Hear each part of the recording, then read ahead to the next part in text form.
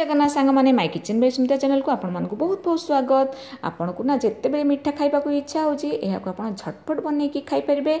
बहुत इजी आ मात्र आधा घंटा भितर प्रस्तुति हमर छेना स्टीम पिठा बा केक। एहा को आपण बनै की स्टोर करके रखिपारे। छोट छुआ रू बड़ मैंने समस्ते खुशी रे खाइबे। तो चलते यार रेसिपी जाना।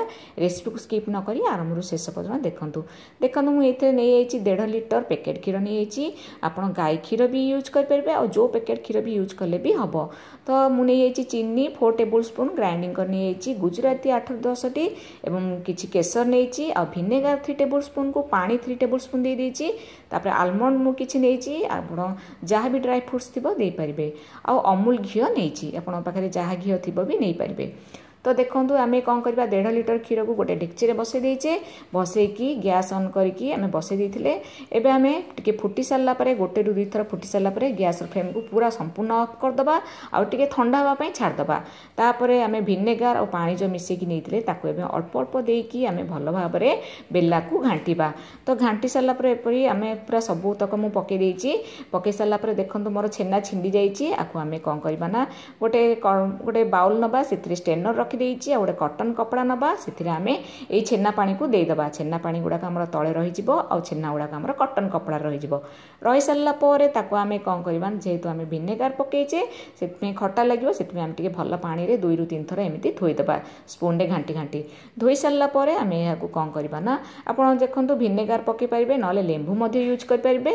तापर एमती टे भल भाव चिपुड़ी सारापर 5 ରୁ 10 मिनट रखीदबा। रखी सारापर गोटे प्लेट को आम ये कटन कपड़ा जो थिला छेना को बाहर करदबा। हाथ रे टिके भल भाव गुंड करदबा। कलापर ग्राइंडर जार आम ये छेना गुड़ा को देदबा। दे सारापर मुझे नहीं 4 टेबल स्पून चीनी माने प्राय आधा कप नहीं चीनी ग्राइंडिंग करके 4 टेबल स्पून चीनी मुझे गुंड करके ताको एबे देदबा। दे सारापर मु गुजराती जो 10 ରୁ 12 टी नहीं ताको चोपा छड़ेकी तार मोर चोपार कौन से आवश्यकता नहीं आम से गुजराती को देदबा। दे सारापर भल भाव टिके ग्राइंडिंग करदबा।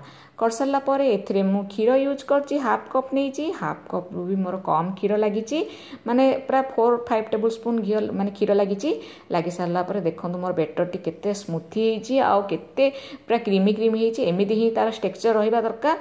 तो गैस ऑन करी आमे डेक्ची बसेबा जो आमे स्टीम दबा आ सेथिरे मु गोटे रिंग दे देछि। आपन पाखरे जदी रिंग नाही ताले आपन प्लेट दे पारिबे बा गिन्ना दे पारिबे देखिकी आपन देबे। तो देखो दे सारा पानी मु 2 कप दे देछि देलापर टिके आमे लीड बंद करदबा और टिके गरम होबा पई छाड़दबा। तापर आमे जो भी माने गोटे मु केक टिन नहीं जाइए आपन पाखरे जहाँ भी स्टील पात्र जहाँ भी थिबो आपन नेबे आ घी किंबा तेल को इंडी चारिपटे हाथ रे स्प्रेड करदेबे। कलापर मु ड्राई फ्रुट्स भितर नहीं जाइए आलमंड ताको टिके तळे रखि देछि सुंदर देखा जिवो बोली आमे ए बेटर को एबे पकई दबा। एथरे पकई सारला पर देखंतु ड्राई फ्रूट आपनकर ई हिसाब रे आपन नेबे आपन नथिबो जदी स्किप मध्य करिपारिबे। एमिति ऊपर मध्य मु टिके सजै देछि। तापर मु किछि केसर मध्य दे देछि। केसर पकेवा द्वारा फ्लेवर बहुत ही बढ़िया आस्ता और टेस्टी भी बहुत बढ़िया लगे। जदि नथिबो स्किप मध्य करिपारिबे। तो देखो एमती दे सारा पर आम कौन करवा आमर पानी बहुत गरम हो जाइए 5 ରୁ 10 मिनट भितर आमर गरम हो जाइए। एबे आम ये केक टिन को देदबा। दे सारा पर तार लीड बंद करदबा आउ गैस फ्लेम को लो रु मीडियम रखिबा प्राय अध घंटा रखिकी आमर प्रस्तुत हो छुरी साजर मु आपन देखौछि किछि भी लागुनी ताहले आपन प्रस्तुत हो जाइए आमर छेना स्टीम केक। तो यह आम ठंडा है एमती छुरी साहाଯ୍ୟରେ चारिपटे टिके खिंचीदबा। खिंचीदेला आमर अति सहजरे ठंडा है बाहर जीव। तो देखो एमती टिके प्लेट नहीं कि उल्टे देछि आ टिके एमती हाथ में थापिदबा जहाँद्वारा कि आमर सहजरे बाहर जीव। देखो मोर प्रस्तुत होगला छेना स्टीम केक बहुत ही टेस्टी। सांग माने थरे करंतु केमिति लागिला मते कमेंट माध्यम निश्चित रूपे जनइबे। जदि वीडियोटी आपन मानको भल लागछि निश्चित लाइक करिवे सांग साथी और रिलेटिव मानको शेयर करिवे। जदि चैनल को एपर्यंत सब्सक्राइब करनांदी ताले सब्सक्राइब करदेबे एवं सब्सक्राइब बटन पाखे थिबा छोट बेल आइकन को प्रेस करदेबे जहाँद्वारा मोर सब नुआ वीडियो नोटिफिकेशन आपन पाखे सर्वप्रथमे पहुँच पारिबो। जे इंस्टाग्राम फेसबुक रे देखुचंदी ताले सुमित्रा मिश्रा मोर आईडी निश्चित रूपे फॉलो करिवे।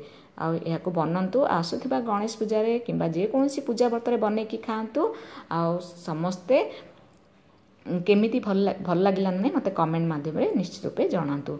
देखो मोर प्रस्तुत होगला छेना स्टीम केते स्मूथ होइछि केते सुंदर होइछि ना सांग माने। ଥରେ କରନ୍ତୁ। କେମିତି ଲାଗିଲା ମୋତେ ନିଶ୍ଚିତ ରୂପେ କେଉଁଠୁ ଦେଖୁଛନ୍ତି କମେଣ୍ଟ ମାଧ୍ୟମରେ ଜଣାଇବେ। ଆମର ସବୁ ଭିଡ଼ିଓ ଆପଣମାନଙ୍କୁ ଭଲ ଲାଗୁଛି ନା ନାହିଁ ନିଶ୍ଚିତ ରୂପେ କମେଣ୍ଟ କରିବା। ଯଦି ଭଲ ଲାଗୁଛି ନିଶ୍ଚିତ ରୂପେ ଲାଇକ୍ ସେୟାର ସବସ୍କ୍ରାଇବ୍ କରିଦେବେ। ଜୟ ଜଗନ୍ନାଥ, ଧନ୍ୟବାଦ।